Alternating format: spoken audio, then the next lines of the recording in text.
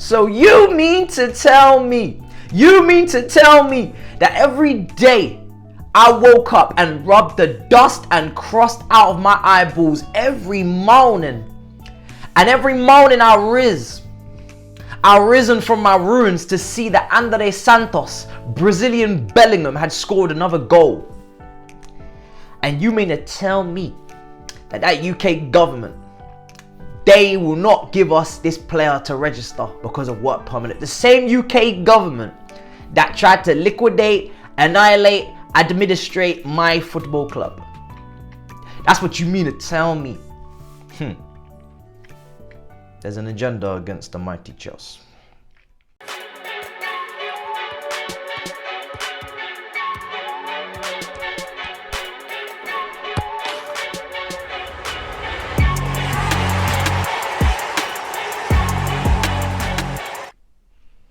Yo people, welcome back to the YouTube channel. You already know what time it is. It's time for your Chelsea versus Southampton preview. Now apologies that we couldn't get the Dortmund review out in the end. The audio was slacking. There was no audio out there for you to listen to, so I just said, you know what, it's not my day today, we move on. But we spoke about it on All You Can Eat Chelsea. If you would like to listen to that episode, that is there with the boys. And we move swiftly on to Southampton because listen, when it comes to Dortmund, all will be concluded, all will be reviewed and wrapped up for the second leg more than you can believe. Now, let's talk about Southampton because I'm still in an upbeat mood. I think the performance against Dortmund, there's some positives to take from it. We move into the Southampton game, but we must, as Toby says, we must beat bottom of the league Southampton. And along the way, in any sort of P word, there are points on the way. And you have to hit those points. You have to hit those checkpoints. You have to show the people, show the fans, show the players that they're moving in the right direction with whatever setup, philosophy, style that you're putting in place.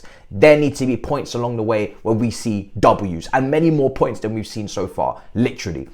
So no more amortization, no more point per game. Let's get some 3 points on this board now and start to move up this table. So for Southampton, obviously we have the injury news as per usual, bottom of across your screen. For me, coming into this game, I'm looking at some fundamental things that I want us to carry on doing. Now, of course, João Felix and Enzo Fernandez, for me, the epicenter of the team, continue in that manner, in that way. Now, of course, in the Champions League, we have some players that we couldn't play due to registration. For me, some of those players need to come back in. I want to see the likes of Madueke in the team. I want to see the likes of Badiashile come back into the team, even though Koulibaly was very solid against Dortmund, purely because Badiashile is part of the future and he's got a longer term of good performances. He's got a longer roster of games under his belt of playing well than Koulibaly has. I save Koulibaly for those Dortmund and hopefully further Champions League clashes. Chilwell in contention again. It seems like he came off with a little bit of a wear and tear in the last match. If Potter deems him fit, the asterisk is next to his name. If he's ready to start, I start him again. I think he was a lot more confident going forward. His relationship with Madrid was much more fully fleshed out. We saw Madrid with much more touches on the ball, and then of course he has to improve his own game, but we saw a nice reverse pass from him. The improvements continue to keep coming. As I said in All You Can Eat Chelsea, I feel like he's got to learn to track back. He's got to learn to track his man. In that goal that we conceded with Enzo, he could have maybe got back and helped. I know it wasn't his first thought as the corner's coming in, but once you realise it's not going that way anymore, use that extreme burst, that sprint that you're setting records for to help track back. And the same applies to the goal we conceded against West Ham. Can you get back and help Cucurella and double up on that cross before it comes in? Madueke the same with the goal we conceded. Can you get back and help Reece? That's what those young wingers have got to learn and understand. But Felix and Enzo straight into the team at the moment, no problems, brilliant performances. Finishing could be better. Aside from that, all good. So they come into it. So if Chilwell's ready, we go again with Chilwell. Reece James, massive improvements from the game against Dortmund, especially in the second half when he kind of released the fullbacks a lot more and the second half allowed them to venture and get up the pitch. Great. We continue with Reece, Silva. Now people are saying we could rest Silva. It was mentioned in All You Can Eat Chelsea. For me, I'm not resting Silva. We must win this game, which means no risks. Fofana, I don't know where he is at the moment. He hasn't played a game for us in a very long time. I'm not going to risk him. Personally, I don't know. And then Koulibaly, like I said, Koulibaly and Badiashile, that's a new partnership. It could be a potentially reserved partnership in terms of, you know, commanding, experience together. There's nothing there. There's no partnership established. I'm not taking that risk. We have a week off after Southampton. That's where Silva's going to get his rest. I know it's a risk. People say injuries, but we just cannot afford at the moment not to play our A team, our super team. Silva has to be out there. He's developed a chemistry with Badiashile. I don't want to touch that and ruin that. We need to win. We cannot afford to concede.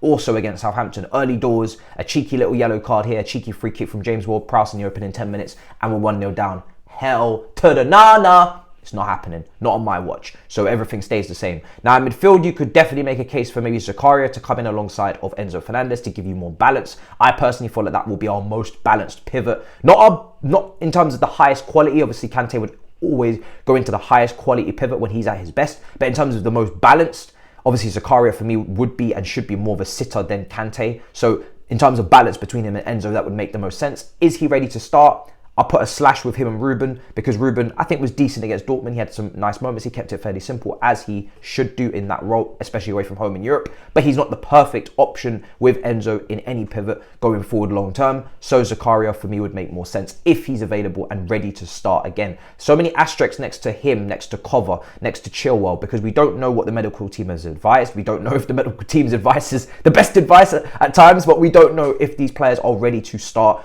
or play 20 minutes or 30 minutes or 40 minutes. So I'm not going to make any assumptions. I don't know these people inside out. So I'm just going to put these asterisk marks there. Felix obviously in the 10. Madueke, Mudryk again, continue to keep playing.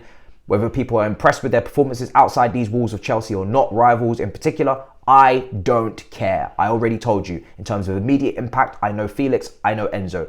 Badiashile has been a fantastic surprise. Mudryk and Madueke, I didn't know too well. Their goal output over long term, so far in their career, there's nothing really to gravitate you. We know PSV, Shakhtar, there's not a ridiculous amount of goals in their game at the moment in terms of season in, season out. They're still young players. So they're going to come with pluses, minuses, and I'm seeing good signs from both of them in terms of when Mudryk gets the ball, that lovely reverse pass he loves to play. In terms of dribbles and take-ons completed, Madueke, you got to improve your passing and you got to give us a little bit of something in terms of your output because you're a little bit older. So that's how I see it. And then obviously up front, listen, up front, it's got to be Fofana. Now, Fofana. Now, people will definitely make the call for Kai Havertz because maybe, well, first of all, he's the senior at the moment in this position. And of course, he has been very much starting alongside Felix and trying to establish a chemistry and relationship. And I don't think he was the worst against Dortmund. But Fofana's a striker. Now, you could go with Aubameyang as well, and I would have no qualms or questions if you go with any of these three, because Havertz is the one that's got maybe most of the experience now with Potter and with Felix, and he did create some opportunities for Felix that he should have taken. But for me, Havertz is never going to be a killer in front of goal, never ruthless. Never can I rely or trust on him to score consistently or at all, really. It's just whatever happens with him up front, and I'm not prepared to go through that again in a game like this. Now, Fofana is a risk because he's young.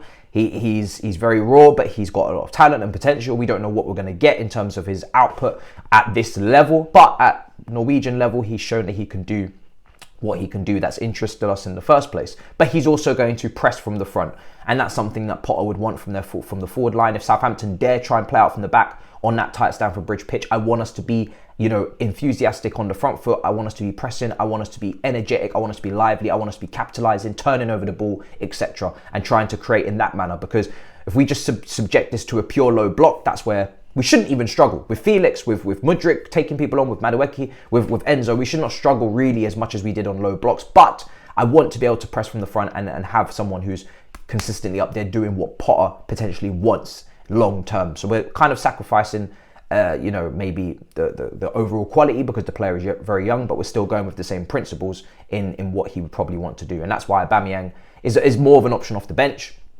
And of course, he's not as relentless on the front, on the press, and defensively, we know that actually helps teams a lot winning the ball high up the pitch. You've seen with Liverpool the amount of, or the lack of turnovers that they've had in the front third, in the final third, the lack of tackles won has actually impacted them defensively. And more importantly, because that midfield is not the most balanced at the moment and defensively can be run through at times, as we saw against Dortmund, winning the ball high up the pitch is a defensive move as well. It can help you relieve pressure from the midfield to win the ball as early as possible, to try and capitalise and not only score and create bigger chances. And I think we do need to keep creating bigger chances. We've created chances now. Let's start creating some ridiculously clear-cut chances where it's basically tap-ins, right? And if you do win the ball high up the pitch and you can create some overloads, some 3v2s, some 2v1s, you could slide the ball across and have some tap-ins. So all of these things contribute as to why I want to play Fofana up there alongside a Madueke and a Mudryk and really press the living daylights out of Southampton. Force them to go long, win the ball and squeeze them up the pitch. And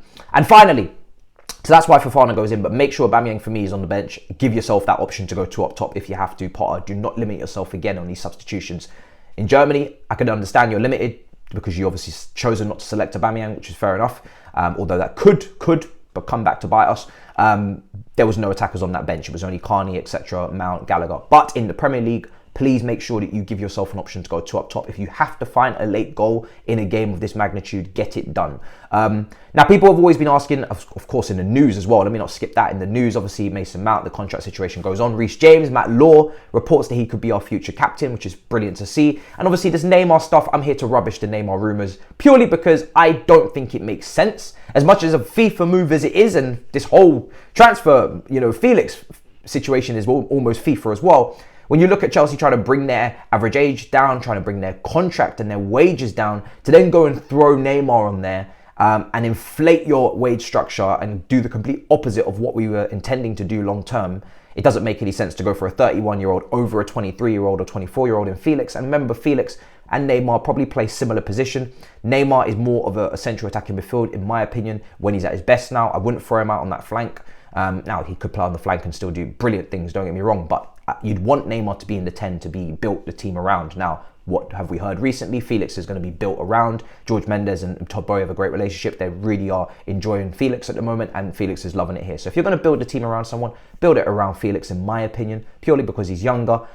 He fits the model of what we're trying to do long term, whereas Neymar is a win now player. We're not really ready to win now.